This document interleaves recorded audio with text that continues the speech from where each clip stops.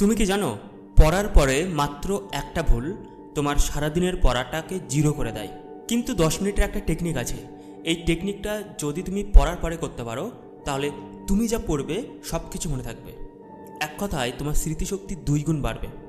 বেশি অংশ সাধারণ ছাত্ররা তারা কোনো টেকনিকই ফলো করে না, তারা কেবল মুখস্থ করে যায় এবং তাদের কোনো ইমপ্রুভ হয় না। আজকে শুধু পড়লে চলবে না, আমাদের ব্রেনটাকে ডেভেলপ করতে হবে। আমাদের ব্রেন কীভাবে কাজ করে তার ফাংশনকে জানতে হবে, তারপরে পড়তে হবে। নাহলে একজন অ্যাভারেজ ছাত্র সারাটা জীবন অ্যাভারেজ থেকে যাবে। আর তুমি নিশ্চিত চাও না তুমি অ্যাভারেজ থেকে যেতে? তাহলে এক্ষুনি এই টেকনিকটাকে ফলো করো। আর তুমি যদি নতুন হয়ে থাকো তাহলে অবশ্য এই চ্যানেলটাকে ফলো করতে ভুলো না। তুমি 1 ঘন্টা পড়েছো, পড়ার পরে তুমি বেশি অংশ সময় ফোনের স্ক্রলিং করতে শুরু করো বা এমন কোনো কাজ করো যেটি পড়াশোনার সাথে কোনো রিলেটই নেই। তাহলে কি হবে? মনে করো তুমি স্কুলে ক্লাসে বসে আছো, তোমার টিচার বোর্ডে কিছু অঙ্ক করিয়েছে এবং অঙ্ক করার সঙ্গে সঙ্গে ডাস্টার দিয়ে সেগুলি মুছে দিয়েছে তোমার দেখার আগেই। তাহলে টিচার যে কাজটা করেছিল তার কার্যক্ষমতা, সময় সব কিছু বৃথা হলো, রাইট? এটা তোমার সাথে হচ্ছে। তুমি পড়ছো, যে টাইমটা, যে এনার্জিটা দিচ্ছ, সঙ্গে সঙ্গে ব্রেন এমন কিছু করছো, ব্রেনটা সেগুলো বোঝার আগে ভুলে যাচ্ছ।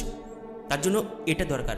মনে করো তুমি ইনপুট দিচ্ছ কিন্তু আউটপুট পাচ্ছ না, আর এটাকে আমি বলি জিরো ইনপুট মেথড। সায়েন্টিফিকভাবে বলে নো কনসলিডেশন জোন।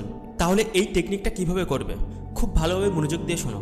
তুমি 1 ঘন্টা বা 40 মিনিট পড়েছো, পড়ার পরে সেই জায়গায় বসতে হবে অথবা একটা অন্ধকার ঘরে চলে যেতে হবে। সেখানে গিয়ে 10 মিনিট সায়েন্টিফিক সাইলেন্ট জোনে যেতে হবে।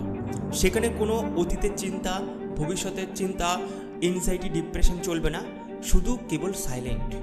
এই সাইলেন্ট থাকলে তোমার ব্রেনটা স্থির হয় এবং তুমি আগে যেটা কাজ করেছিলে সেই কাজটাকে কনসলিডেশন হয়।